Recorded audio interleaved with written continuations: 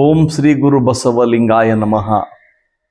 ಇತ್ತೀಚೆಗೆ ಚಿತ್ರನಟ ಡಾಲಿ ಅವರು ಯಾವುದೋ ಹೋಟ್ಲಲ್ಲಿ ಊಟ ಮಾಡ್ತಾರೆ. ಅದು ನಾನ್ ವೆಜ್ ಊಟ ಆಗಿರ್ತದೆ. ಈ ಸಂಗತಿಯನ್ನ ಸೋಷಿಯಲ್ ಮೀಡಿಯಾದಲ್ಲಿ ಹಂಚಿಕೊಂಡಂಥ ಅನೇಕರು ಹುಬ್ಬೇರಿಸ್ತಾರೆ. ನಟ ಡಾಲಿ ಧನಂಜಯ ಲಿಂಗಾಯತ, ಆದ್ದರಿಂದ ಆತ ಮಾಂಸಾಹಾರ ಹೇಗೆ ಸೇವಿಸಬೇಕೇನೋ, ಇದು ಲಿಂಗಾಯತ ಧರ್ಮದಲ್ಲಿ ನಿಷೇಧವಿಲ್ವೇ ಅನ್ನುವ ಪ್ರಶ್ನೆಗಳನ್ನು ಹಾಕಿ ಅವರ ಖಾಸಗಿ ಸಂಗತಿಯನ್ನು ಸಾರ್ವಜನಿಕಗೊಳಿಸಿ ಜಗಜ್ಜಾಹೀರುಗೊಳಿಸಿ ಆ ಮೂಲಕ ಅವರನ್ನು ಹೀನಾಯವಾಗಿ ಕಾಣುವಂಥ ಒಂದು ಮನಸ್ಥಿತಿಯನ್ನು ಸಮಾಜದಲ್ಲಿ ಹುಟ್ಟುಹಾಕಲಿಕ್ಕೆ ಕೆಲವರು ಪ್ರಯತ್ನ ಪಟ್ಟರು.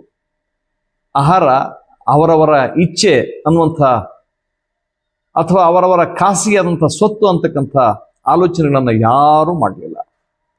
ಬಸವಣ್ಣವರು ಕೊಲ್ಲೆನಯ್ಯ ಪ್ರಾಣಿಗಳ ಮೆಲ್ಲೆನಯ್ಯ ಬಾಯಿಚ್ಚಿಗೆ ಅಲ್ಲ ಅಂತ ಹೇಳಿದ್ದಾರೆ. ಜೊತೆಗೆ ಶರಣರೆಲ್ಲರೂ ಕೂಡ ದೈವೇ ಧರ್ಮದ ಮೂಲವಯ್ಯ ಅಂತ ಹೇಳಿದ್ದಾರೆ. ಹಾಗಾದ್ರೆ ಈ ಡಾಲಿ ಅವರು ಮಾಂಸಾಹಾರವನ್ನು ಸೇವಿಸುವ ಮೂಲಕ ಹಿಂಸೆಯನ್ನು ಪ್ರಚೋದಿಸಲ್ಲ ಇಂಡೈರೆಕ್ಟ್ ಆಗಿ ಅನ್ನುವ ಮಾತು ಅವರ ಮಾತುಗಳಲ್ಲಿ, ಅವರ ಚರ್ಚೆಗಳಲ್ಲಿ ವ್ಯಕ್ತ ಆಗ್ತಿತ್ತು. ಸ್ವಲ್ಪ ನಾವು ಆಲೋಚನೆ ಮಾಡಬೇಕಾಗಿದೆ. ಭಾವುಕವಾಗಿ ಆಲೋಚನೆ ಮಾಡಿದ್ರೆ ಸತ್ಯಾಸತ್ಯತೆ ತಿಳಿಯುವಂಥ ಪ್ರಸಂಗಗಳು ತುಂಬ ಕಡಿಮೆ. ಹಾಗಾಗಿ ನಾವು ವಾಸ್ತವವಾಗಿ ಆಲೋಚನೆ ಮಾಡಬೇಕಾಗಿದೆ. ಮನುಷ್ಯ ಮೂಲತಃ ಆಹಾರ ಇಂಥದ್ದೇ ಉಣ್ಬೇಕು, ಇಂಥದ್ದೇ ಉಣ್ಬಾರ್ದು ಅಂತ ಯಾವುದೇ ರೆಸ್ಟ್ರಿಕ್ಷನ್ಸ್ ಇರಲಿಲ್ಲ. ಮುಕ್ತವಾಗಿ ಆತ ಇದ್ದ. ಆರಂಭದ ದಿನಗಳಲ್ಲಿ ಆತ ಗೆಡ್ಡೆ ಗೆಣಸುಗಳನ್ನು ತಿಂದ, ತೊಪ್ಪಲುಗಳನ್ನು ತಿಂದ, ಆಮೇಲೆ ಸೊಪ್ಪುಗಳನ್ನು ಕುದಿಸಿ ತಿಂದ. ಸಿಗದೇ ಇದ್ದಾಗ ಆಹಾರವನ್ನು ಬೇಟೆ ಮಾಡಿ ಹಸಿ ಮಾಂಸವನ್ನು ತಿಂದ.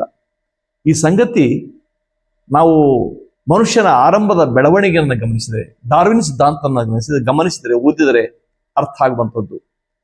ಆದರೆ ನಾವು ಯಾರೂ ಆ ಸಿದ್ಧಾಂತಗಳನ್ನು ಓದಲಿಕ್ಕೆ ಹೋಗಿಲ್ಲ. ಹಾಗಾಗಿ ಸತ್ಯ ನಮಗೆ ಮನವರಿಕೆ ಆಗೋದು ತುಂಬ ಕಷ್ಟ. ಆಹಾರದ ಬಗ್ಗೆ ಇಂಥದ್ದು ಉಣ್ಬೇಕು, ಇಂಥದ್ದು ಉಣ್ಬಾರ್ದು ಅಂತ ಯಾರು ಇವತ್ತು ಹೇಳ್ತಾ ಇದ್ದಾರೋ ಅವರೇ ಒಂದು ಸಂದರ್ಭದಲ್ಲಿ ಎಲ್ಲವನ್ನೂ ಕೂಡ ದೇವರಿಗೆ ಅರ್ಘ್ಯವನ್ನು ಕೊಟ್ಟವರು. ವೇದಗಳಲ್ಲಿ, ಶಾಸ್ತ್ರಗಳ ಮೂಲಕ ಅವುಗಳನ್ನು ಬಳಸಿದವರಲ್ಲ. ಎಲೆ ಓತೆ ಅಳು ಕಂಡ್ಯ, ವೇದವನ್ನು ಓದಿದವರ ಮುಂದೆ ಅಳು ಕಂಡ್ಯ, ಶಾಸ್ತ್ರವನ್ನು ಓದಿದವರ ಮುಂದೆ ಅಳು ಕಂಡ್ಯ, ನೀನು ಹತ್ತುವುದಕ್ಕೆ ತಕ್ಕುದ ಮಾಡುವ ಕೂಡಲ ಸಂಗಮ ದೇವಂದ್ರ ಅರ್ಥ ಏನು? ಯಾರು ವೇದ ಓದಿದವರು ಹೊತ್ತು, ಯಾರು ಶಾಸ್ತ್ರ ಓದಿದವರ ಹೊತ್ತು, ಯಾರು ಪುರಾಣಗಳನ್ನು ಬರೆದವರ ಹೊರತು ಅಂದ್ರೆ ಅರ್ಥ ಈ ವಚನದ ಹಿನ್ನೆಲೆಯಲ್ಲಿ ನೋಡ್ಬೇಕಾದ್ರೆ ಮತ್ತು ಇತಿಹಾಸವನ್ನ ಗ್ರಹಿಸುವ ಸಂದರ್ಭದಲ್ಲಿ ನಮಗೆ ಸ್ಪಷ್ಟತೆ ಗೊತ್ತಾಗ್ತದೆ. ಯಾರು ಇವತ್ತು ಮಾಂಸವನ್ನ ತಿನ್ನಬಾರದು ಅಂತ ಹೇಳ್ತಾ ಇದ್ದಾರೋ ಆ ಜನಗಳೇ ಸ್ವತಃ ದೇವರಿಗೂ ಕೂಡ ಆ ಅರ್ಘ್ಯವನ್ನ ಒಪ್ಪಿಸಿಯೇ ತಮ್ಮ ಕಾರ್ಯವನ್ನು ತಾವು ಮಾಡ್ತಾ ಇದ್ರು ಅಂತಕ್ಕಂಥ ಮಾತನ್ನ ನಾವು ಸರಿಯಾಗಿ ಅರ್ಥ ಮಾಡಿಕೊಳ್ಬೇಕಾಗಿದೆ. ಈ ಕಾರಣಕ್ಕಾಗಿ ಬಸವಣ್ಣವರು ಹೇಳೋದು, ಏನಯ್ಯ ವಿಪ್ರರು ನುಡಿದಂತೆ ನಡೆಯರು, ತಮಗೊಂದು ಬಟ್ಟೆ ಶಾಸ್ತ್ರಕ್ಕೊಂದು ಬಟ್ಟೆ ಅಂತ. ಈ ಸತ್ಯವನ್ನ ಅರ್ಥ ಮಾಡಿಕೊಂಡಾಗ ಮಾತ್ರ ಡಾಲಿ ಧನಂಜಯ್ ಆಹಾರವನ್ನ ಏಕೆ ಸೇವಿಸಬಾರದು ಅನ್ನುವ ಪ್ರಶ್ನೆಗೆ ಉತ್ತರ ಖಂಡಿತವಾಗಿ ಸಿಗುತ್ತವೆ. ಅಲ್ಲಮ ಪ್ರಭುಗಳ ಒಂದು ಅದ್ಭುತವಾದ ಒಂದು ವಚನ ಹೊಂದಿದೆ, ಅದನ್ನು ಕೂಡ ನಾವು ಗ್ರಹಿಸಬೇಕಾಗಿದೆ. ಮದ್ಯ ಮಾಂಸಾದಿಗಳ ಮುಟ್ಟೆವೆಂದೆಂಬಿರಿ, ಮದ್ಯ ಮಾಂಸಗಳ ಮುಟ್ಟೆವೆಂದೆಂಬಿರಿ, ನೀವು ಕೇಳರೆ ಮದ್ಯವಲ್ಲವೇನು ಅಷ್ಟ ಮದಗಳು. ನಮ್ಮೊಳಗಡೆ 8 ಮದಗಳಿವೆ ಅಲ್ಲ, ಕಾಮ, ಕ್ರೋಧ, ಮೋಹ, ಮದ, ಮತ್ಸರ, ಲೋಭ ಅಂತಕ್ಕಂಥವು. ಈ 8 ಮದಗಳು, ಅಷ್ಟಮದಗಳು, ಇವು ಮದ್ಯ ಅಲ್ಲೇನು? ಇವು ಅಮಲನ್ನು ಉಂಟು ಮಾಡುವುದಿಲ್ಲವೇನು ನಮಗೆ? ಮಾಂಸವಲ್ಲವೇನು ಸಂಸಾರ ಸಂಘ? ನಾವು ಸಂಸಾರ ಸಂಘವನ್ನ ಮಾಡ್ತಾ ಇದೀವಲ್ಲ, ಕೌಟುಂಬಿಕವಾಗಿ ಬದುಕ್ತಾ ಇದೀವಲ್ಲ, ಇವು ಮಾಂಸವಲ್ಲವೇನು? ನಾವು ಸಸ್ಯಾಹಾರಿ ಆಗಿರ್ಬೋದು, ಮಾಂಸಾಹಾರ ಆಗಿರ್ಬೋದು.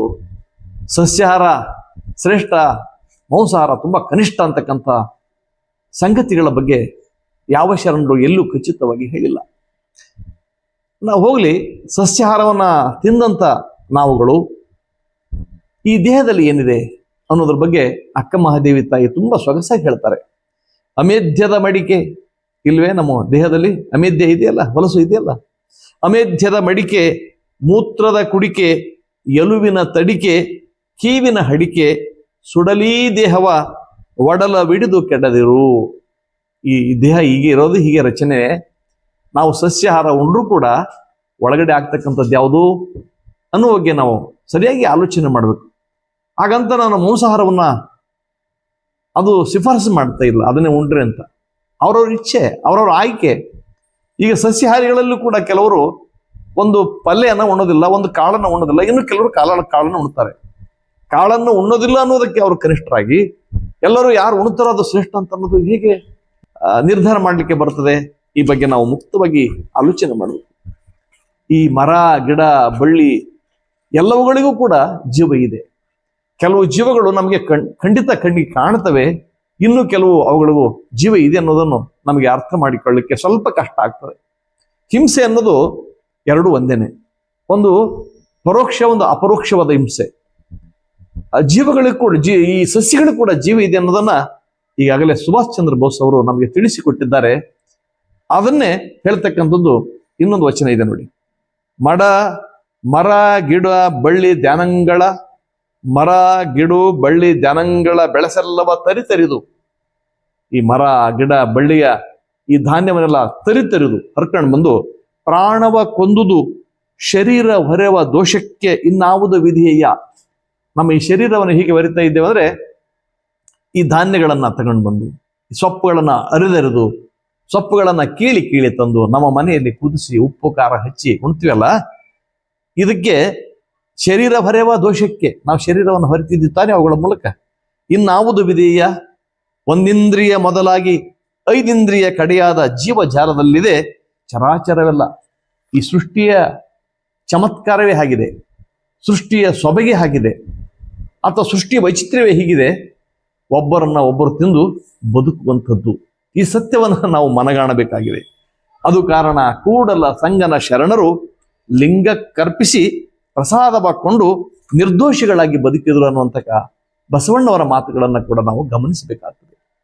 ಅವತ್ತು ಬಸವಣ್ಣವರು ಮಾದರ ಚೆನ್ನಯ್ಯ, ಡೋಹರ ಕಕ್ಕಯ್ಯ, ಸಮಗಾರ ಹರಳಯ್ಯ ಇತ್ಯಾದಿ ತಳವರ್ಗದ ಜನಗಳಲ್ಲಿ ಹೋದ್ರಲ್ಲ, ಆಗ ಅವರು ತಿನ್ನೋದು ಏನ್ ತಿಂತಿದ್ರು ಅನ್ನುವ ಬಗ್ಗೆ ಕೂಡ ನಾವು ಗಂಭೀರವಾಗಿ ಆಲೋಚನೆ ಮಾಡಬೇಕಾಗಿದೆ. ಭಾವುಕವಾಗಿ ಆಲೋಚನೆ ಮಾಡಿದ್ರೆ ಸತ್ಯ ಹೊಡೆಯುವುದು ತುಂಬಾ ಕಷ್ಟ. ಈ ಭ್ರಾಂತಿಯಿಂದ ನಾವು ಹೊರಗಡೆ ಬರಬೇಕಾಗಿದೆ. ಹಾಗಂದ ಮಾತ್ರಕ್ಕೆ ಯಾವುದು ಕನಿಷ್ಠ ಯಾವುದು ಶ್ರೇಷ್ಠ ಅಂತಕ್ಕಂಥ ತೀರ್ಮಾನಕ್ಕೆ ನಾನಿಲ್ಲಿ ಬರುತ್ತಿಲ್ಲ. ನಾವೆಲ್ಲರೂ ವಿವೇಚನೆ ಮಾಡಿ ಮಾಂಸಾಹಾರ ಕನಿಷ್ಠ, ಸಸ್ಯಾಹಾರ ಶ್ರೇಷ್ಠ ಅಂತ ಘೋಷಣೆ ಮಾಡೋಕ್ಕಾಗೋದಿಲ್ಲ. ಎಷ್ಟೋ ಜನ ಸಸ್ಯಾಹಾರವನ್ನೇ ಮಾಡ್ತಿರ್ತಾರೆ, ಆದ್ರೆ ಅವ್ರಿಗೆ ಅಂಥ ಕುರಿಗಳಾಗಿರ್ತಾರೆ. ಅಬ್ಬಾ, ಬಹುಶಃ ಅಂತ ಕುರಿಗಳನ್ನು ನೀವು ಮಾಂಸಾಹಾರಿಗಳಲ್ಲೂ ಕಾಣಲಿಕ್ಕೆ ಸಾಧ್ಯ ಇಲ್ಲ. ಉದಾಹರಣೆಗಾಗಿ ಹಿಟ್ಲರ್ ಇದ್ದ, ಜರ್ಮನಿ ಹಿಟ್ಲರ್, ಅವ ಎಂಥ ಕ್ರೂರಿಯಾಗಿದ್ದ, ಆತನ ಚರಿತ್ರೆಯನ್ನು ಒತ್ತ ಹೇಳ್ತಾರೆ. ನಮ್ಮ ಭಾರತದಲ್ಲೂ ಕೂಡ ಅನೇಕ ಜನ ಸಸ್ಯಾಹಾರಿಗಳಿದ್ರು. ಅವರು ಚರಿತ್ರೆಯ ಉದ್ದಕ್ಕೂ ಎಂಥ ನಾಟಕವನ್ನು ನೋಡ್ತಾ, ಎಂಥ ನಾಟಕವನ್ನ ಮಾಡ್ತಾ ಜನಸಾಮಾನ್ಯನಿಗೆ ಹೀಗೆ ಅವರೆಲ್ಲ ಕಾಡಿದ್ರು ಅನ್ನೋ ಸಂಗತಿ ಕೂಡ ಚರಿತ್ರೆ ಮೂಲಕ ನಾವು ತಿಳಿದುಕೊಳ್ಳಬೇಕಾಗಿದೆ. ಹಾಗಾಗಿ ಈ ಆಹಾರದ ಬಗ್ಗೆ ಅವರವರ ವ್ಯಕ್ತಿಗತವಾದಂಥದ್ದು ಆಯ್ಕೆ. ಆಹಾರವನ್ನಿಟ್ಟುಕೊಂಡು ಒಬ್ಬನಿಗೆ ಕನಿಷ್ಠ ಒಬ್ಬನಿಗೆ ಶ್ರೇಷ್ಠ ಅನ್ನೋದು ಯಾಕೋ ಅಷ್ಟು ಸರಿ ಕಾಣುತ್ತಿಲ್ಲ ಅಂತ ಹೇಳ್ತಾ ಮುಂದಿನದು ಚರ್ಚೆಗೆ ನಿಮಗೆ ಬಿಟ್ಟಿದ್ದೇನೆ. ಇದುವರೆಗೆ ನನ್ನೊಂದಿಗೆ ಬಂದ ನಿಮ್ಮೆಲ್ಲರಿಗೂ ಗೌರವದ ಪ್ರೀತಿಯ ಶರಣಾರ್ಥಿಗಳು. ನಿಮ್ಮ ವಿಶ್ವಾರಾಧ್ಯ ಸತ್ಯಂಪೇಟೆ.